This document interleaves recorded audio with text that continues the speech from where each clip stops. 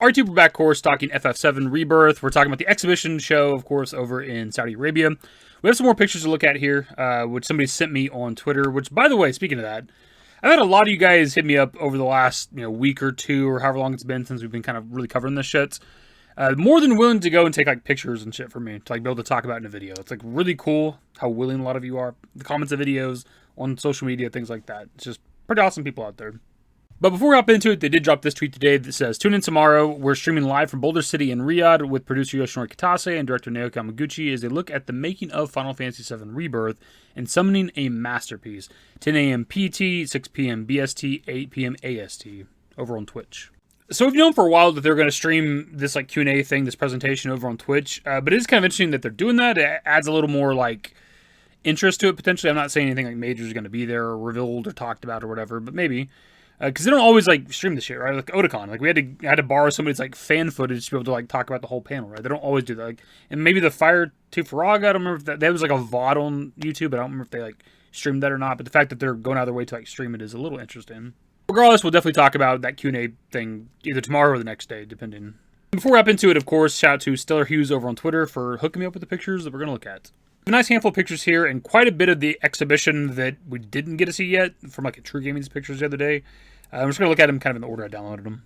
So first off, we have this picture of a quote from Aerith, I guess. It says, "So thank you for everything. It's been fun." I guess I don't remember when that's said in the game. Next up, we have this Gold Saucer drink station where you can get some like FF7 themed drinks made. And we do get a closer look at that menu here in a second. I do see off to the right at the very edge of the picture, it does look like there's maybe like a cutout of Rufus potentially. Here we get a bit of a different angle of the drink station, which is kind of cool. Here we have a closer look at the menu, which we're going to try to read as quick as we can here. Starting from the top left, Ascension. Rise up with this bold drink inspired by Cloud's Limit Break. It features refreshing orange-flavored jelly and candies that explode in your mouth, mimicking the sparks that fly when Cloud lets loose. Octaslash, cut down your thirst with this mysterious beverage. Modeled after Sephiroth's famous Limit Break, this berry-flavored soda packs a flavor as superhuman as the war hero himself. Don't forget to stir up the jelly to give your taste buds a truly surreal experience. Plants Protection, named after Aerith's Limit Break, this tea exhibits a tart sweetness and is accented by flower petals that veritably dance in your cup. Calm Noir. This drink is fashioned after Calm's famous beverage made from the region's iconic purple flowers. In lieu of this floral ingredient, replicate its flavor with carbonated Kicho grape juice so that everyone may partake of this grassland's delight. Father Time Bronco. The daring and fruity combination of peach juice with lemon lime soda should have your spirits soaring like Sid's Tiny Bronco. Junon Sunset, one sip of this effervescent fruit cocktail with a splash of ginger ale, and you'll be looking out at the horizon as the sun goes down over Shinra's fortified metropolis. Dolphin Flurry, a tropical beverage styled after one of Tifa's Limit Breaks. The light citrus flavor and azure color of fruit punch, along with ultramarine jelly orbs, perfectly capture the cool mystique of the deep blue sea. Bugenhagen's Planetarium. Indulge your inner astronomer with the drink modeled on Cosmo Canaan's preeminent planetarium. Our careful blend of blueberry and cassis syrups represents outer space, while the scattering of silver those are words I don't even know. Drages? I don't know. Symbolizes the various planets that formed within it. Gold Saucer. This beverage evokes all the opulence and amusement of Krell's Gilded Paradise. The lassi-like base gives the drink a silky smooth appearance, while the pink lemon syrup and golden jelly impart accents reminiscent of the park's neon signage. And lastly, Altar of Prayer. Ramune syrup coupled with mint and lychee flavored jelly gives this drink a flavor as exotic and enigmatic as the Forgotten Capital. It makes for an experience as memorable as the events that transpired there.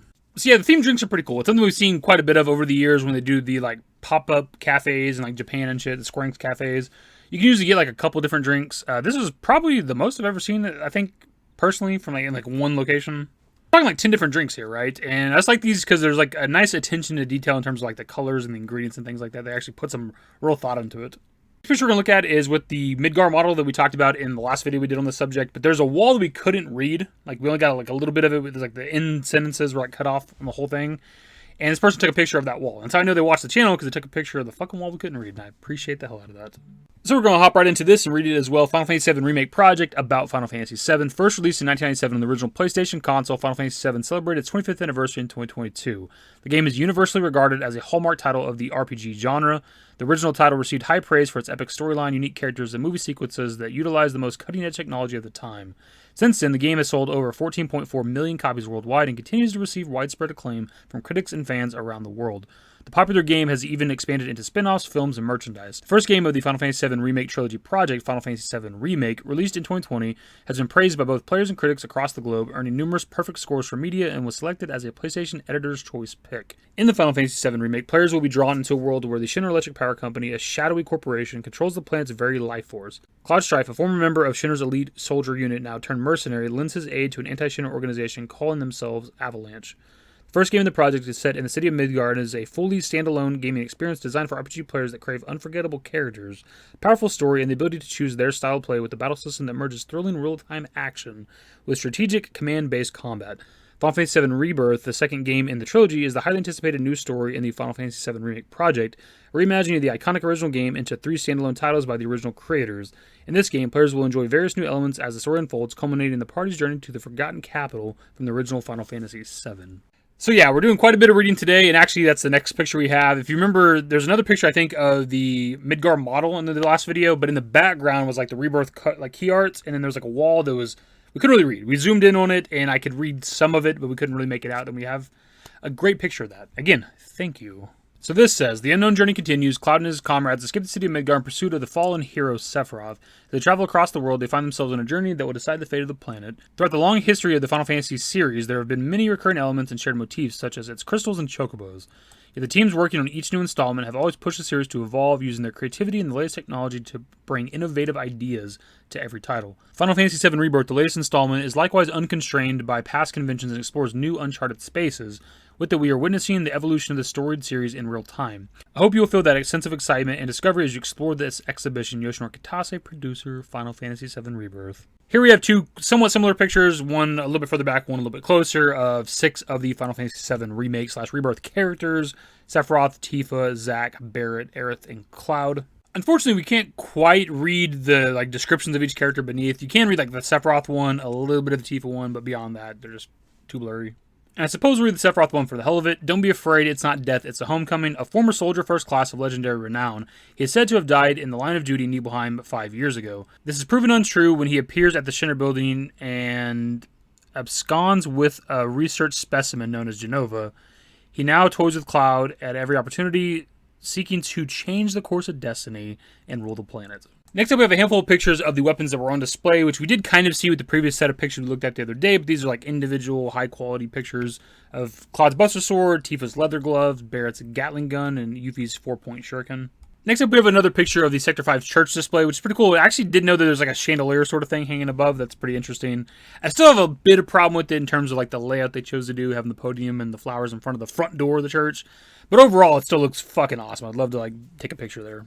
And this right here is by far my favorite picture. This is such an awesome piece. The Nibelheim Water Tower with the backdrops of the Nibelheim village and the starry sky and shit. Absolutely fucking awesome. I'm sure you could probably take a picture. They do have steps up to it. I'm thinking that they are allowing people to sit on there and take pictures, kind of like the scene, of course, with Tifa and Cloud talking when they were kids. This is so beautiful. And we do, of course, have a little bit of a description of this. A simple wooden structure which stores and distributes water accumulated from Mount Nibel.